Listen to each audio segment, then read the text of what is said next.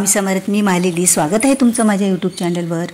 तर रात्रीचे 8 वाजलेले आहेत, कारण व्हिडिओला कालपासूनच सुरुवात झाली होती. तर काल उपवास होता, एकादशी. तर म्हटलं चला साहेब येईपर्यंत काय करणार. तर फ्रीजमध्ये ही 2 दिवसापासून ही भाजी पडलेली होती, तांदूळ कुंजऱ्याची. मला काही निवडणंच होत नव्हते ते, आणि साहेबांना तर फार ही भाजी आवडते. पण आता निवडायला इतका वेळ लागतो या भाजीला, कारण बाकीच्या तरी भाज्यांचे, मेथीचे, पालकाचे आपल्याला पाण्यात निवडून घ्यायचे असतात. पण याला बघा, ते बारीक जे फुलं आलेले आहेत ते फुलेसुद्धा त्याचे म्हणजे बाजूला काढून ती भाजी निवडायला लागते. आणि त्यासोबतच त्याला अशी मुडपलेले पान पण आहे. तर त्या पानामध्ये, मोठ्या पानात काही बसलं का ही पण आपल्याला भीती वाटते. त्यामुळे भाजी निवडताना ही पद्धतशीरच ही निवडून टाकावं लागते. आता तर एक एक पान खुडून टाकत आहे, नंतर त्याला बघून नंतर फ्रीजमध्ये ठेवावे लागतील. आणि त्याच्यामध्ये काय झालं बघा, साहेब गाडी तर आवाज यायला आहे, साहेब तर आलेले आहेतच वाटतं. आणि पहा, हे साहेबांनी सुद्धा शेतातून आणखी भाजीपाला आणलेला आहे. आता कधी लावलेलं असेल तर कारले पण छान झाले शेतामध्ये, आणि कोथिंबीर बारीक आहे.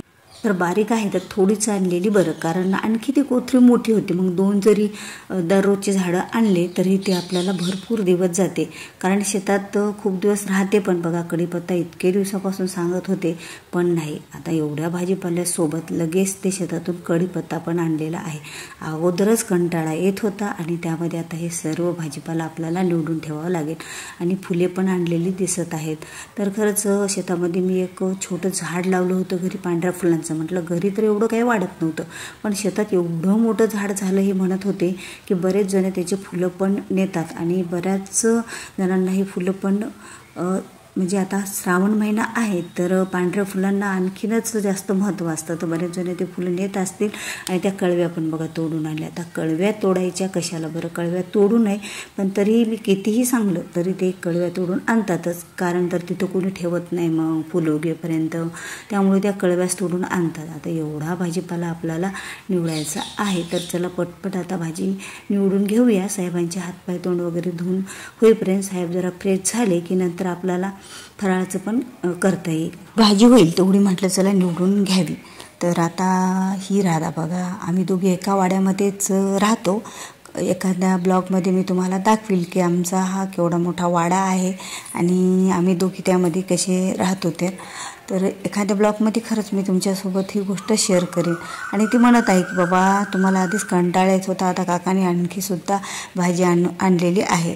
तर बघा, आता आज सकाळची वेळ, आणि सकाळी अशी एक बातमी कळाली की खरंच आमच्या एक शेजारचे काका, आणि त्यांना अटॅक आला, आणि ते लगेच. तर खरंच ही गोष्ट म्हणजे असं खूप वेगळं वाटलं, कारण चलतं फिरतं माणूस, आणि अचानक जास्त वय पण नाही, आणि आता काही पण असं घडायला लागले. खरंच कसे असे हे दिवस आलेत, कारण आत्तापर्यंत आमच्या गावात 8 दिवसात 8 ते 9 माणसं गेले असं म्हणत होते. आणि खरंच हे तर आमच्या गल्लीतले खूप दुःख वाटलं. आणि आता नाश्त्याला म्हणलं साहेबांना काहीतरी बनवून देऊया तिथून, तर ते जाऊन आले होते. पण आता त्यांना लगेच कॉलेजला पण जायचं होतं, कारण सुट्टी तर काही मिळत नव्हती. त्यामुळे म्हटलं यांच्यासाठी आता काही करावंसं तर वाटत नव्हतं. पीठ नेहमीच ढोकळ्याचं माझ्याकडे तयार करून ठेवलेलं असतं. मग त्यासाठी मी फास्ट त्यांना ढोकळा बनवून दिला, कारण मन तर लागत नव्हतं. पण आता यांना 4 वाजेपर्यंत काही घरी येता येत नाही. आता 4 वाजेपर्यंत मग काय खातील असं मला वाटलं. त्यामुळे मी म्हटलं चला आता यांना अगोदर ढोकळा थोडा करून द्यावा नाश्त्याला. पण ह्यांनी काही खाल्ला नाही, डब्यामध्येच नेला. म्हटलं मला एकट्याला तर काही खाऊ वाटेनं, आणि मी तिथे खातो कसं सगळ्यांसोबत कसं तरी. मग तर आता देवपूजा पण करून घेतली, कारण तिकडे जर जाऊन आलो तर आपल्याला देवपूजा पण होणार नाही. आणि बघा, हा जे काल साड्या वगैरे मी घातलेल्या आहेत 1-2 दिवसापासून, कसं घरातले आवरावरीच होत नाही, कशा पडलेल्या आहेत बघा ह्या सगळ्या साड्या आणि ब्लाऊज, हे सगळे इकडं तिकडं असे अस्ताव्यस्त झालेली आहेत. आणि ह्या घड्या करायच्या म्हटलं सगळ्या व्यवस्थित ठेवायचं तर खरंच एक वेळ काढावाच लागतो. पण त्या कोपऱ्यामध्ये काही मी गेलेच नव्हते. आणि हे बघा, साहेब हँगर सोडून सुद्धा अलीकडे कपडे अडकवून ठेवतात. हँगरला एवढी रिकामी जागा, पण कपडे बघा अलीकडे एका खिळ्याला अडकवलेले असतात ह्यांचे. आणि म्हणलं तरी का काही लक्षात घेत नाहीत बघा. पुरुष मंडळीचं कसं असतं, माणसांचं काही म्हणा तुम्ही, काही ते ध्यानावर घेत नाहीत. आपलं म्हणायचं आणि आपणच ते कामं करायचे.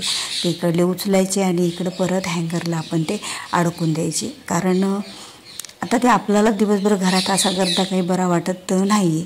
तर चला म्हटलं आपणच बघितलं तेव्हा उचलायचं आणि खरंच असं काही ऐकलं ना की मनसुद्धा खूप दुखावतं. कारण खरंच त्या कुटुंबाला खरंच एवढं दुःख झेलण्याची ताकद देवांनी खरंच द्यावी. कारण आता ह्या गोष्टीला तर काही इलाजच नसतं बघा.